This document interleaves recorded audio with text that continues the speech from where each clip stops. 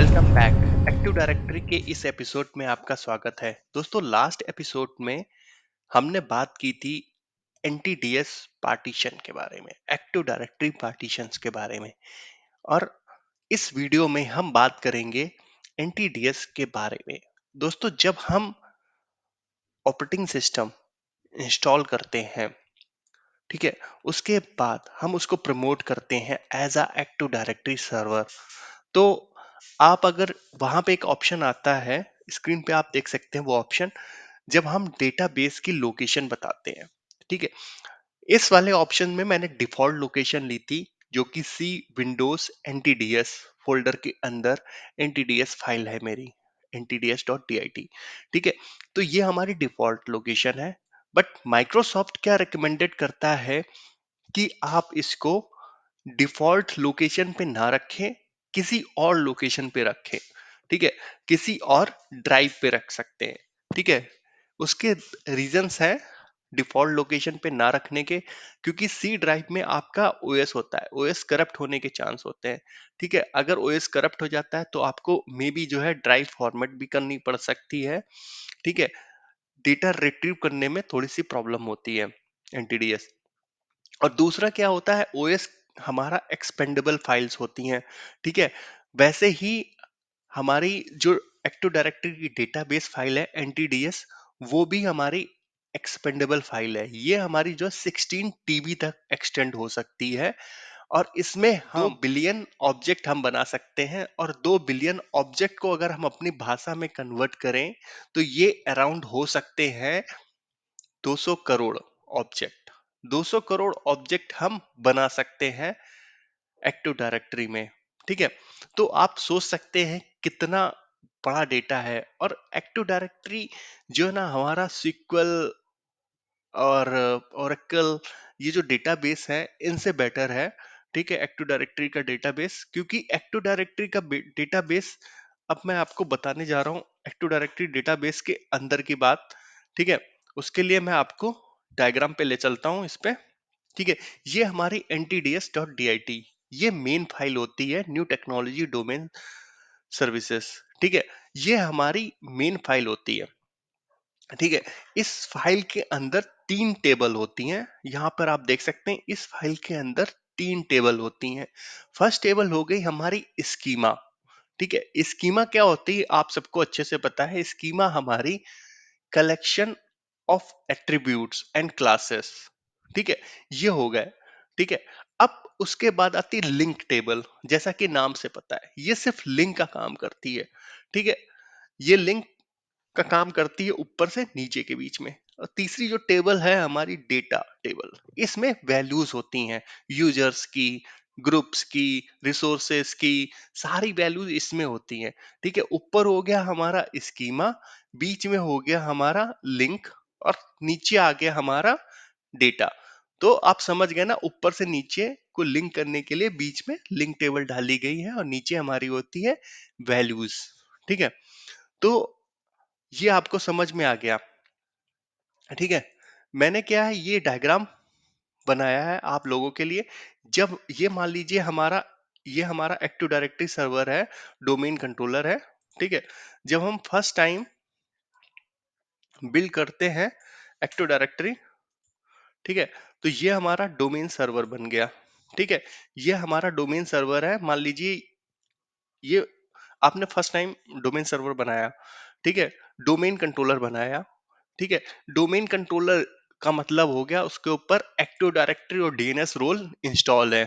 ठीक है, हम एक्टिव डायरेक्टरी इंटीग्रेटेड डीएनएस की बात कर रहे हैं। ठीक है, तो ये हो गया हमारा डोमेन कंट्रोलर। ठीक है, जो लोग फर्स्ट टाइम ये मेरा वीडियो देख रहे हैं, वो हमारे पिछले वीडियो देखेंगे तो उनको पता चल जाएगा कि कैसे हम एक्टिव डायरेक्टरी सर्वर बनाते हैं। ठीक है, तो ये हमारा हो गया डोमेन कंट्रोलर। डोमेन कंट्रोलर के ऊपर क्या है हमारे पास, एडी और डीएनएस रोल है, और ये हो गया हमारी एक्टिव डायरेक्टरी। ठीक है, और ये जो एक्टिव डायरेक्टरी का डेटाबेस है उसका नाम है ntds.dit। ठीक है, जैसा कि मैंने लास्ट वीडियो में आपको बताया था कि ntds.dit हमारे 4 इसका जो डेटाबेस है वो 4 भागों में डिवाइड होता है, जिसका नाम है, पहले का schema partition, domain partition, configuration partition, application partition. इस वीडियो को जो लोग फर्स्ट टाइम देख रहे हैं वो इस वीडियो को जरूर देखें। बेल आइकन पे क्लिक करके, मैं इस वीडियो का लिंक दे दूंगा बेल आइकन पे, तो वो क्लिक करके देख सकते हैं। ठीक है, तो ये जो हमारा एनटीडीएस है, ठीक है, ये जब हम फर्स्ट टाइम डोमेन प्रमोट करते हैं या कभी भी डोमेन प्रमोट करते हैं, तो एनटीडीएस फाइल बन जाती है जाके। बाय डिफॉल्ट जो लोकेशन होती है आप वहां पे भी रख सकते हो, नई लोकेशन पे रख सकते हो। इस फाइल के साथ में कुछ और भी फाइल्स बनती हैं, ठीक है, वो सारी की सारी फाइल्स यहाँ पर मेंशन है। ठीक है, लॉग फाइल हो गई हमारी, जेएसआर फाइल हो गई, चेक फाइल हो गई, ईडीबी फाइल हो गई, टेम्प ईडीबी फाइल हो गई, ईडीबी चेक फाइल हो गई। तो ये फाइल्स के नाम यहाँ पे मेंशन है, कौन सी फाइल किस काम आती है। ठीक है, सबसे पहले हम अपने सर्वर पे चलते हैं और देख लेते हैं कि ये हमारी लोकेशन है, डिफॉल्ट लोकेशन है, और ये सारी फाइल्स आप देख सकते हो यहाँ पर। ठीक है, यहाँ पर हमारी जो फाइल है ntds.dit, ये फाइल है, वो भी हमारी 32 MB की है। ठीक है, अभी मेरे पास ज्यादा यूजर्स नहीं क्योंकि ये लैब है। ठीक है, आप यहाँ पे जेएसआर फाइल भी देख सकते हो। ठीक है, अब हम एक एक करके इन फाइल्स के बारे में जानेंगे। ठीक है, और एक दो हम सिनेरियो भी चेक करेंगे। ठीक है, एक दो सिनेरियो भी ट्रबल शूट करेंगे इस वीडियो में, डेटाबेस से रिलेटेड ही है वो। ठीक है, तो सबसे पहले हम आ जाते हैं अपने इस पे। ठीक है, एक्चुअली इस पे डायग्राम पे बनाना थोड़ा सा मुश्किल हो रहा था, तो मैंने क्या किया, इसको पेंट में बनाया है। फिर ये आप देख सकते हो पेंट में मैंने इसको अच्छे से बनाया हुआ है पेंट में। तो दोस्तों क्या होता है, ठीक है, ये हमारी क्या हो गई दोस्तों, एनटीडीएस फाइल हो गई। ठीक है, अब सबसे पहला क्या आता है कि मान लीजिए मैं एक यहाँ पर ऑब्जेक्ट बना रहा हूँ। ठीक है, ये ऑब्जेक्ट मैं बनाने जा रहा हूँ, ये ऑब्जेक्ट हमारा यूजर भी हो सकता है। ठीक है, और कंप्यूटर भी हो सकता है, ग्रुप भी हो सकता है, कोई भी ऑब्जेक्ट यहाँ पे बनाने जा रहा हूँ। ठीक है, तो वो ऑब्जेक्ट का जो डेटा होगा वो कहाँ पे जाके सेव होगा, एनटीडीएस में होगा। ठीक है, बट वो किस फॉर्म में जाता है वो हमारे लिए बहुत इंपॉर्टेंट है। ठीक है, ये ऑब्जेक्ट आया यहाँ पर, सबसे पहले वो ऑब्जेक्ट किस फाइल में आएगा, यहाँ पर आएगा ट्रांजिशन फाइल्स में। ठीक है, वो ट्रांजिशन फाइल्स में चेंजेस जो भी हमने काम किया, यूजर बनाया या डेटा बनाया, वो आके यहाँ पर सेव हो गया पहले। ठीक है, सबसे पहले वो आके यहाँ पे सेव हो गया। जो ये edb.log फाइल है, ये 10 MB की फाइल होती है। इस फाइल में आके सबसे पहले वो हमारा ऑब्जेक्ट की डिटेल्स इस फाइल्स में आएंगे, इसलिए इसको हम ट्रांजिशंस लॉग फाइल भी बोलते हैं। ठीक है, अब अब क्या होगा, इसमें फाइल में आ गया वो डेटा। ठीक है, फिर उसके बाद क्या होगा, ये फाइल हमारी क्या होती, 10 MB की फाइल होती है। ठीक है, अगर ये फाइल एक भर गई 10 MB की, तो दूसरी फाइल बन जाएगी 10। ठीक है, 10 MB के लिए, जैसे ये 10 MB की ये फुल होगी तो तीसरी फाइल बन जाएगी, ऐसे ही ये काम होता रहता है। ठीक है, फिर उसके बाद क्या होता है, जब ये लॉग्स कमिट होते हैं यहाँ पर, कमिट का मतलब होगा मेन मेन फाइनल डेटाबेस में जाके ये डेटा हमारा सेव हो गया। ठीक है, जब जाके यहाँ पे कमिट होते हैं, ठीक है, तो ये जब यहाँ पे कमिट हो जाता है तो ये फाइल भी हमारी यहाँ पे रहती है। ठीक है, अब यहाँ पे देख सकते हो इसकी डिफिनेशन भी मैंने लिखी हुई है। ठीक है, अब ये हमारा डेटा यहाँ पे कमिट हो गया, अब कोई ना कोई तो रिस्पॉन्सिबल होगा जो मॉनिटर कर रहा होगा कि कौन सा डेटा कमिट हुआ है, कौन सा डेटा नहीं कमिट हुआ है। तो उसका ये काम होता है edb.chk। ठीक है, इसका काम होता है ये देखना कि सारी के सारे जो भी ट्रांजेक्शन्स आए हैं लॉग्स, वो सारे के सारे कमिट हो गए हैं या नहीं, कमिटेड हो गए हैं या नहीं। ठीक है, तो ये हमारा edb.log फाइल है। अब हम अपने सर्वर पे देख लेते हैं चल के। ठीक है, edb.log फाइल को, ठीक है, ये है हमारी edb.log फाइल। ठीक है, जिसको जो ओपन नहीं होगी, बट आप यहाँ पे इसका साइज देख सकते हो 10 MB है। ठीक है, अब जैसे ही मैं कुछ नया ऑब्जेक्ट बनाऊंगा, तो वो हमारी एक नई फाइल भी edb डॉट बन जाएगी, एक नई फाइल भी बन जाएगी यहाँ पे आके। ठीक है, तो ये हो गया हमारा edb के बारे में। अब आप edb.chk भी दे सकते हो यहाँ पर, edb सी एच के, मैं इसको फाइल एक्सटेंशन, ठीक है, edb डॉट सी एच के, ये हमारी हो गई edb डॉट सी एच के, ठीक है, ये हमारी edb डॉट सी एच के हो गई। अब क्या होता है दोस्तों, ये फाइल्स के बारे में जान ली हमने।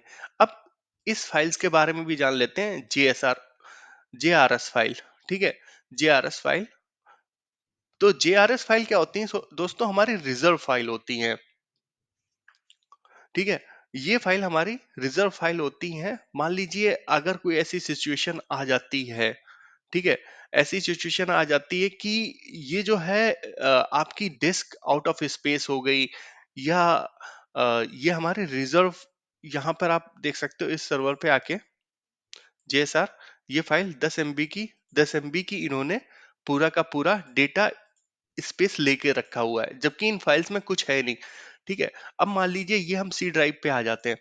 सी ड्राइव हमारा अभी कितना है, 113 GB फ्री है। मान लीजिए कोई ऐसी सिचुएशन आ जाती कि 113 GB फुल हो जाता है एकदम से, ठीक है, एक्टिव डायरेक्टरी की डेटाबेस की वजह से नहीं, किसी और एप्लीकेशन की वजह से 113 GB फुल हो जाता है। तो क्या होगा उस वाली सिचुएशन में, क्या होगा कि जो भी नया नए जो लॉग्स आएंगे, क्योंकि ये वाली जो हमारी ईडीबी लॉग वाली फाइल है, अब ये तो नहीं बन नहीं पाएगी क्योंकि स्पेस नहीं है। तो क्या होगा इसमें आके, उस टाइम पर इसमें आके डेटा हमारा सेव हो जाएगा। मतलब हमारे पास कितना है, 20 MB का बैकअप मान लीजिए यहाँ पर, ठीक है, 20 MB तक डेटा यहाँ पे आके, नए जितने भी लॉग्स होंगे, ट्रांजिशन लॉग्स होंगे, वो आके यहाँ पर सेव हो जाएंगे, ठीक है, यहाँ पे आके सेव हो जाएंगे। जैसे ही ये सिचुएशन रिस्टोर होगी, ये सारे लॉग्स यहाँ पे कमिटेड हो जाएंगे, ठीक है। अब आते हैं हम इसकी टेम्प वाली फाइल के बारे में। दोस्तों टेम्प वाली फाइल में क्या होता है, टेम्प ईडीबी, सर्वर पे चल के देखते हैं टेम्प ईडीबी कहाँ है हमारी। दोस्तों अभी टेम्प ईडीबी ये फाइल है हमारी, इसका साइज कितना है अभी, 424 KB, ठीक है। अब सबसे पहले दोस्तों जानते हैं टेम्प ईडीबी फाइल होती क्या है।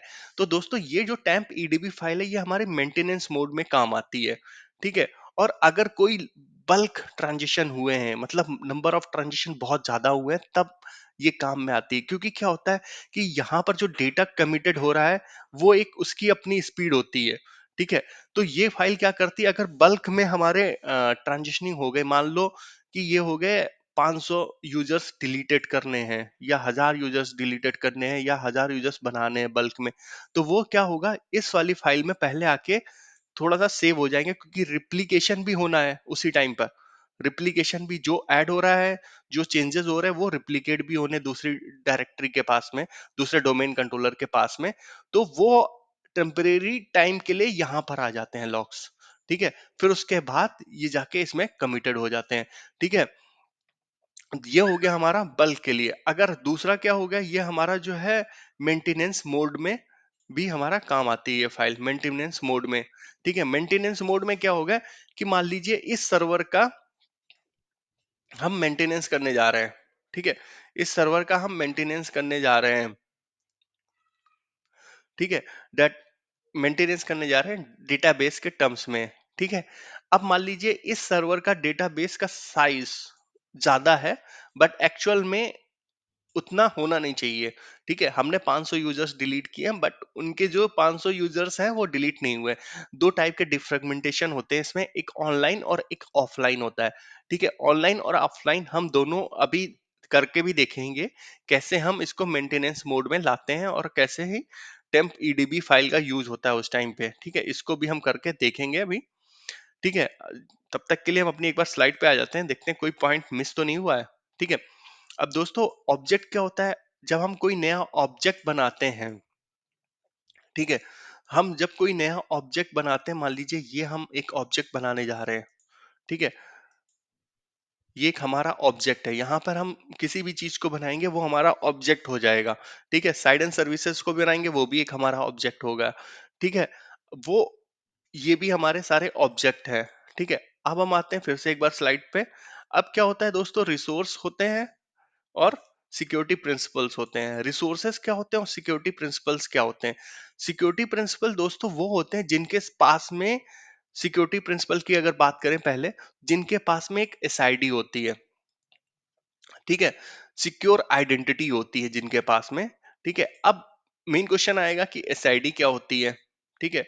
एसआईडी दोस्तों, जब हम यूजर कंप्यूटर्स या जिस ऐसा कोई ऑब्जेक्ट बनाने जा रहे हैं जिसका ऑथेंटिकेशन होना है या परमिशंस होनी है, ठीक है, परमिशंस ग्रांट करने हैं या ऑथेंटिकेशन, तो उस टाइम पे जो ऑब्जेक्ट होगा उसके पास कोई ना कोई एसआईडी होगा, यूनिक आईडी होगा, ठीक है।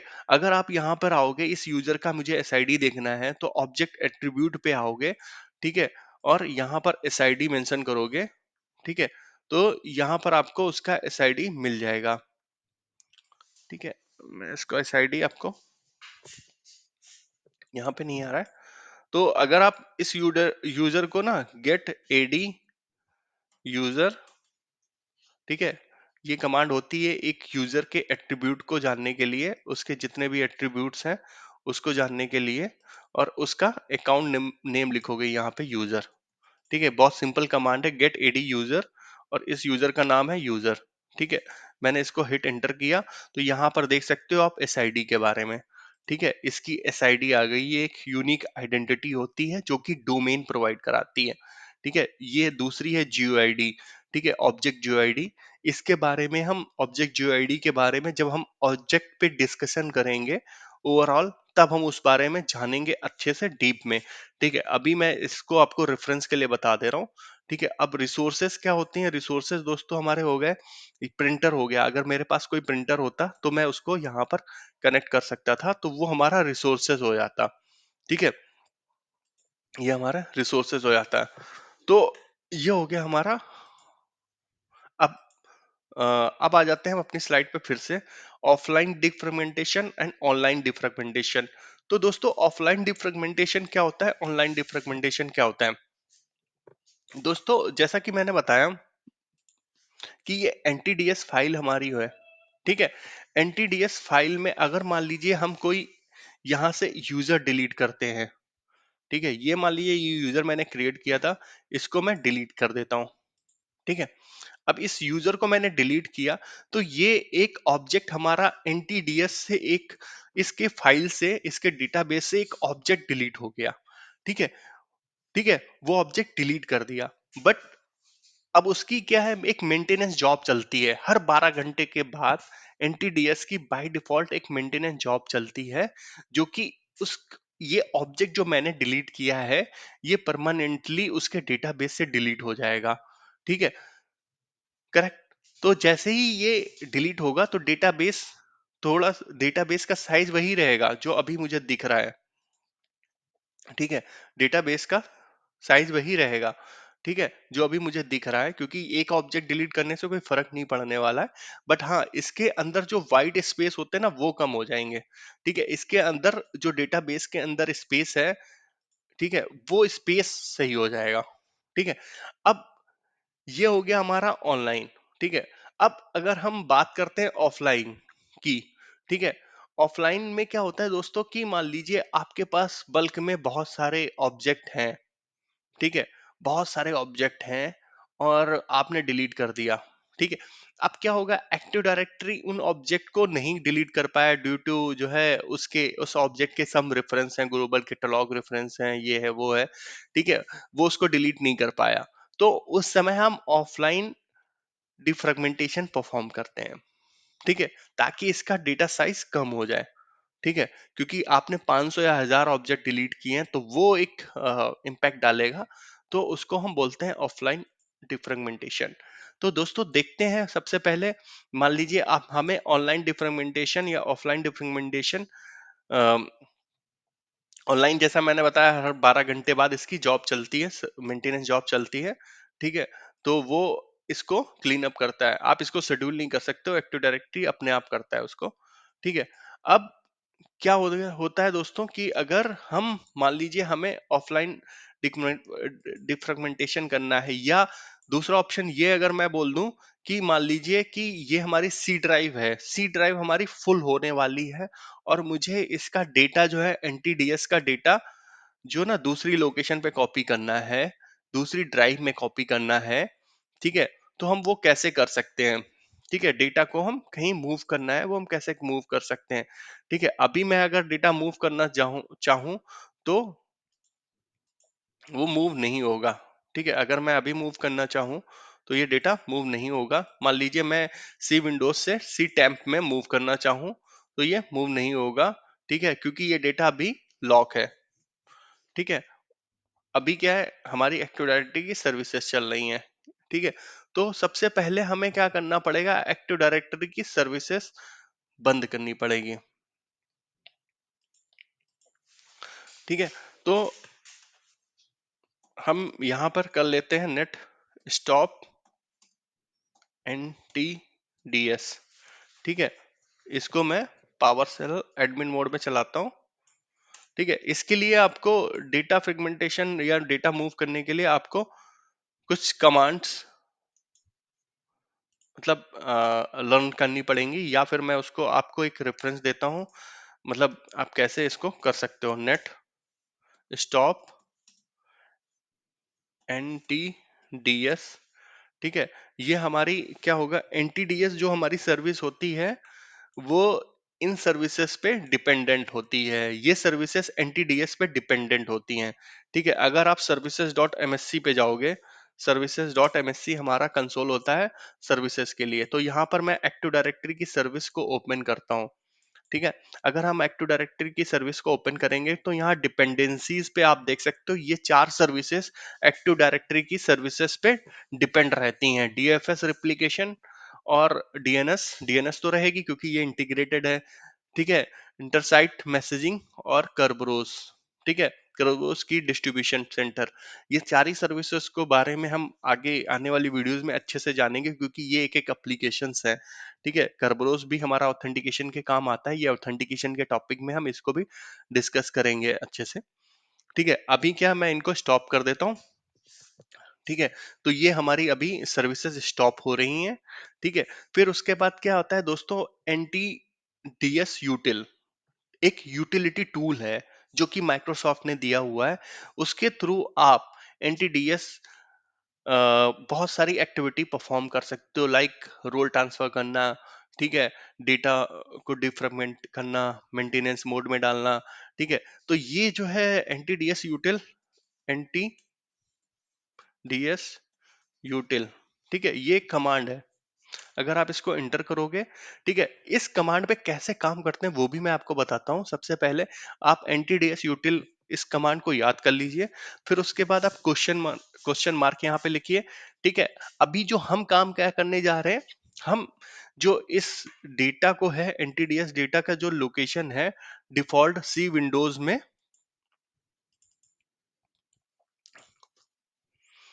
जो सी विंडोज में,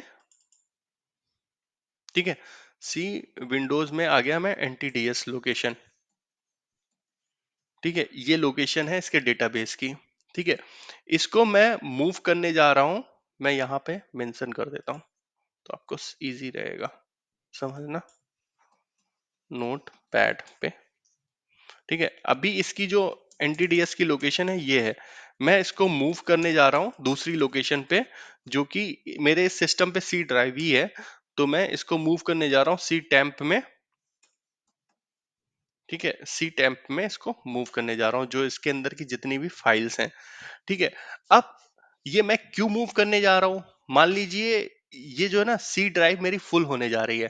ठीक है, ये सी ड्राइव मेरी फुल होने जा रही है, मुझे NTDS को मूव करना है दूसरी लोकेशन पे। ठीक है, ये एक सिचुएशन हो सकती है। ठीक है, या ये डिस्क जो है माइक्रोसॉफ्ट रिकमेंडेड करता है सी ड्राइव में आपको नहीं रखना है, किसी और लोकेशन पे रखना है, तो इस वजह से भी मैं मूव करने जा रहा हूँ। ठीक है, बट यहाँ पर मेरे पास क्या है, सिर्फ सी ड्राइव है।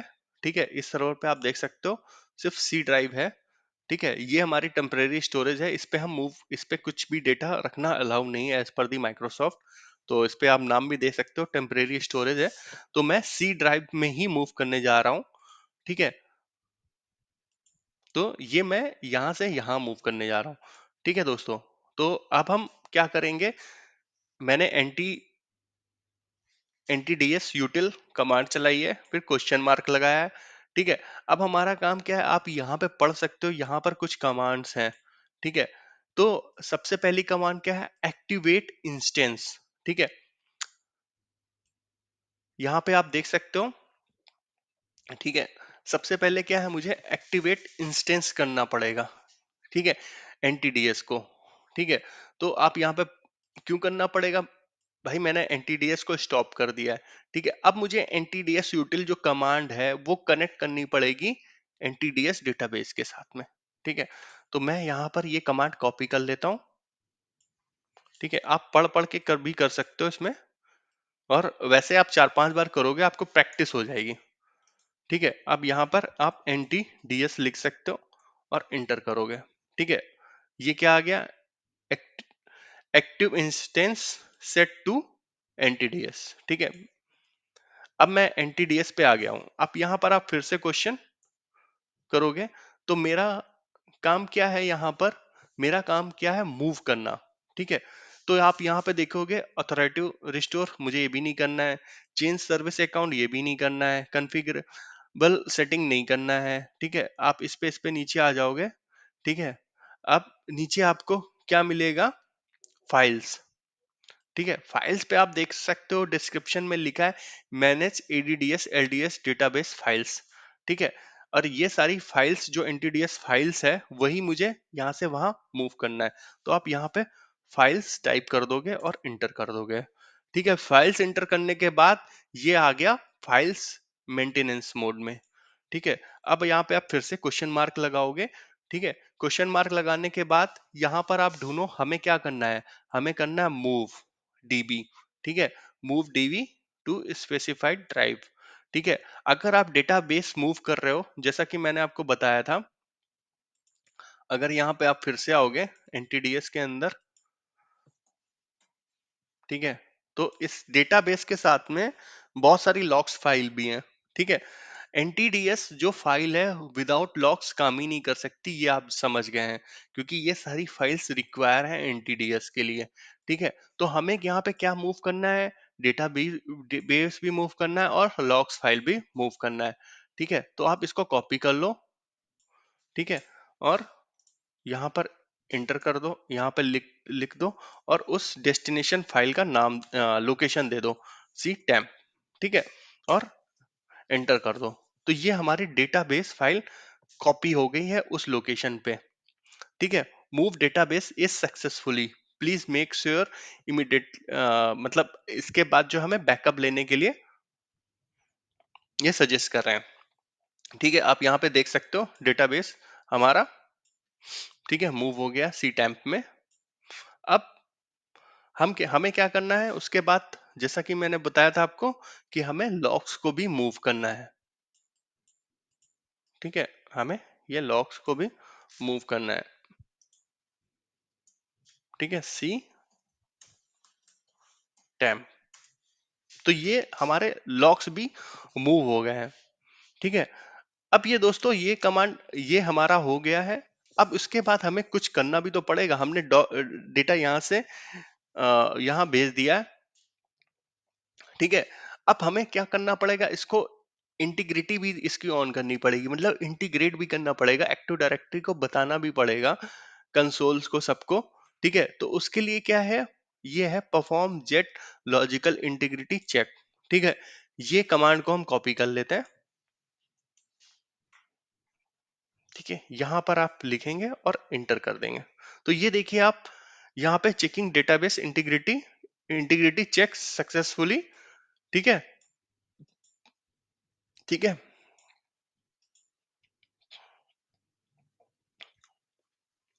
अब हम इसको क्या करते हैं, क्विट कर देते हैं। ठीक है, फिर क्विट कर देते हैं।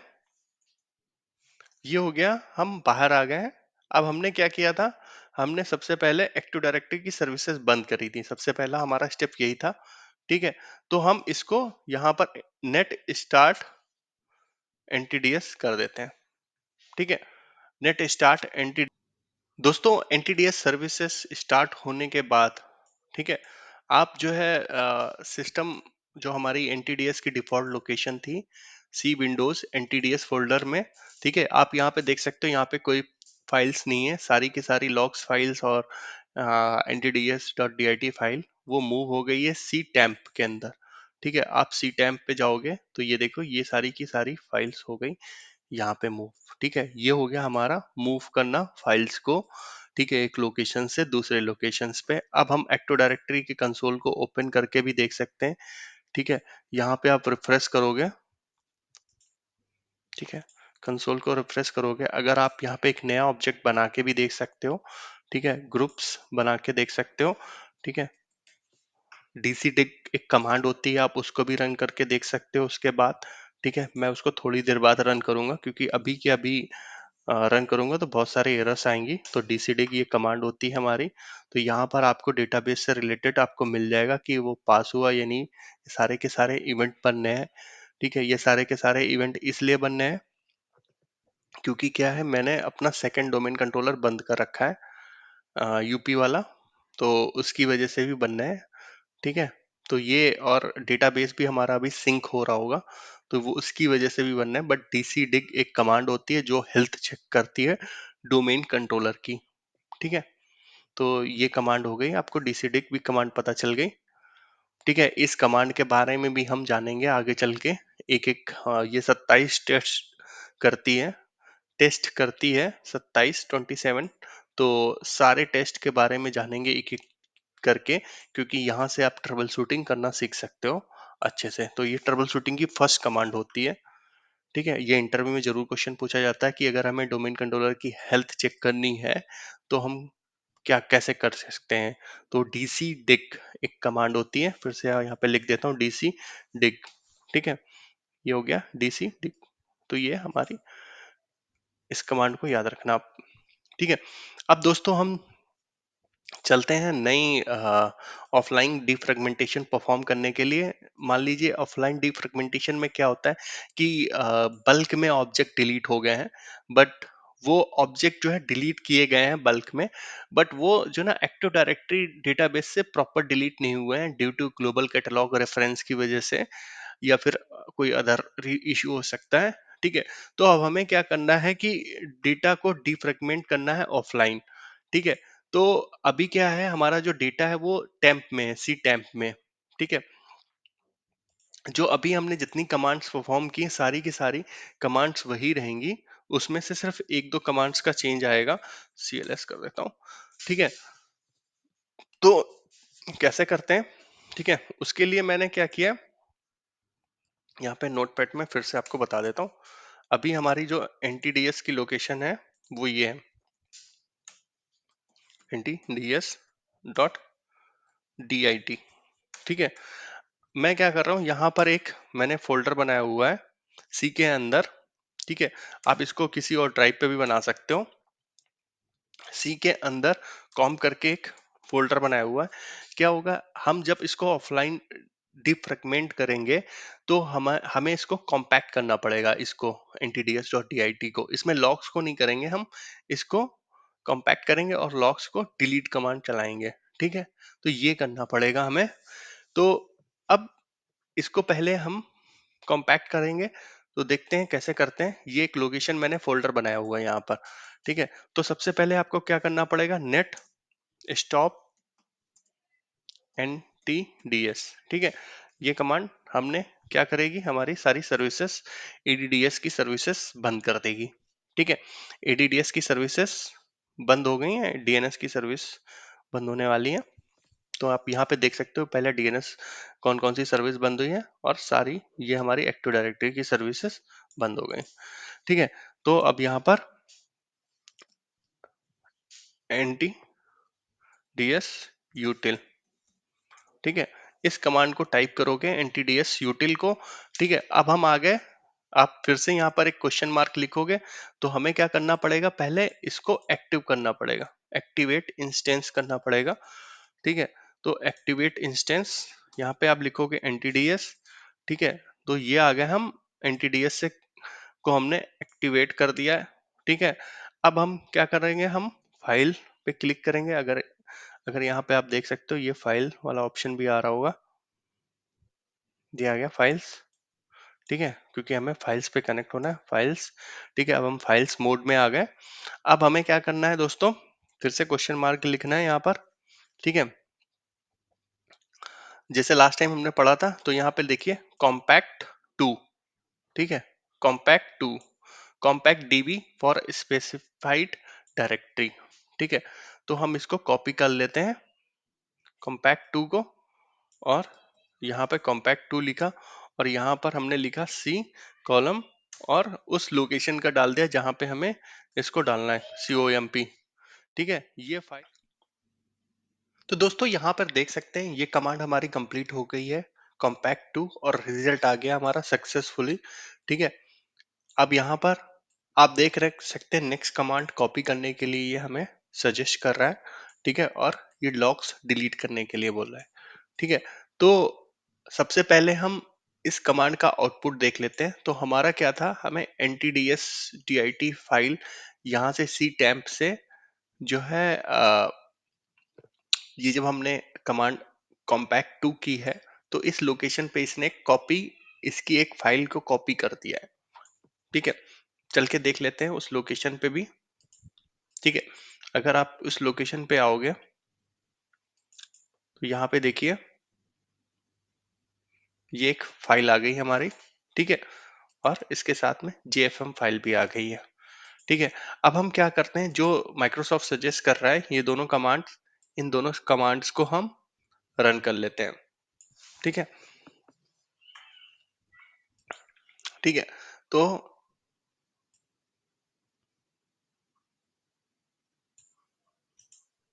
इस कमांड को हम कॉपी करते हैं, पहले हम क्विट करते हैं यहाँ से। ठीक है, फिर क्विट करते हैं। ठीक है, ये हो गया। अब हम इस कमांड को कॉपी कर लेते हैं। ठीक है, यहाँ पे हमने ये कमांड कॉपी कर दी है। फिर इसके बाद हम डिलीट कमांड टेम्प पे चला देते हैं।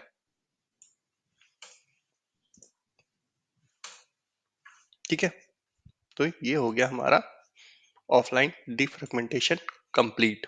ठीक है, आप टेम्प पे आओगे, यहाँ पर ये देखिए लॉक्स कम हो गए हमारे।